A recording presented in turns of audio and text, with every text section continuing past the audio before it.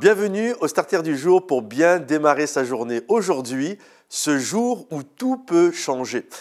Est-ce que vous avez remarqué finalement que dans la vie, on ne choisit pas grand-chose? Je réfléchissais à ça dernièrement et je me suis dit c'est vrai, à part peut-être son travail, la personne avec qui on va se marier, mais beaucoup de choses sont déjà inscrites et nous devons composer avec. Par exemple, vous n'avez pas choisi le siècle dans lequel vous êtes né, vous n'avez pas choisi votre date anniversaire, vous n'avez pas choisi votre taille, la couleur de vos yeux, la couleur de votre peau, la grandeur de votre nez, la largeur de votre nez. Vous n'avez pas décidé si vous allez être beau ou laid. C'est arrivé comme ça. Vous n'avez pas décidé de votre quotient intellectuel, à combien il était, 130, 140, 100, 80. En fait, vous êtes né avec toutes ces choses-là. Et parfois, c'est même marrant parce que il y a des gens qui nous donnent l'impression qu'ils sont comme ça grâce à eux. Des moments, vous avez des gens qui vont être, par exemple, beaux selon les standards de ce siècle et qui vont regarder des gens qui sont beaucoup moins beaux et ils donnent l'impression que eux, dans le magasin de la beauté, ils ont su choisir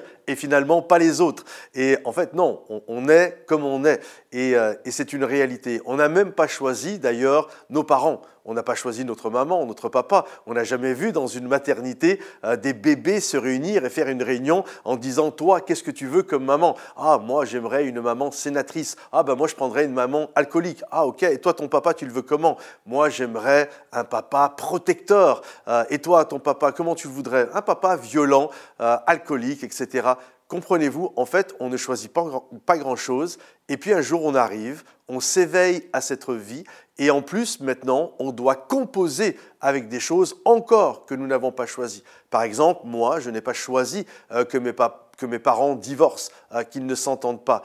Il y a des enfants, ils n'ont pas choisi que maman boive, que papa soit violent. Ils n'ont pas choisi. Il y a beaucoup de choses que nous ne choisissons pas. On arrive comme ça et on doit composer avec un tas de choses que nous n'avons jamais choisies.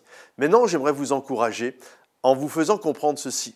Il y a beaucoup de choses dans la vie que nous ne choisissons pas. Déjà, il y a une bonne nouvelle, Dieu nous a choisis. Ça déjà, c'est réconfortant.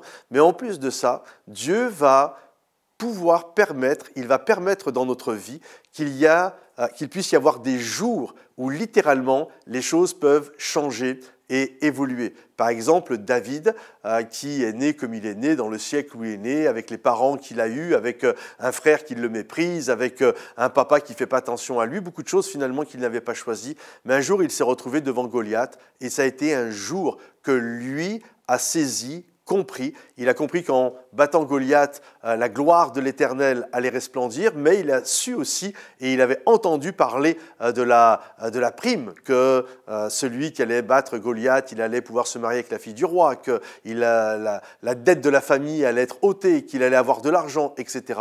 Et il y a des jours comme ça, il y a des batailles contre un Goliath, il y a des jours marqués depuis toute éternité où si nous les choisissons, si nous choisissons bien notre combat en disant « Voilà, je comprends, ces choses en vaut la peine et si je remporte la victoire, ma vie peut changer. » Alors aujourd'hui, j'aimerais t'encourager, au milieu de toutes les choses que tu n'as pas choisies, à vraiment bien choisir ton combat. Ce combat, tu le choisis toi-même et tu sais qu'il va te faire remporter des victoires et ça, c'est ton choix à toi. Alors, n'aie pas peur, ne sois pas inquiet, fais ce pas, choisis le bon combat et tu vas voir qu'il y aura toujours une récompense, une rétribution. Que le Seigneur te bénisse. Si tu as besoin justement de prière dans ce combat, marque-le dans les commentaires. On sera heureux de prier pour toi. Pense à lâcher un petit pouce bleu et puis on se retrouve bientôt. Bye bye.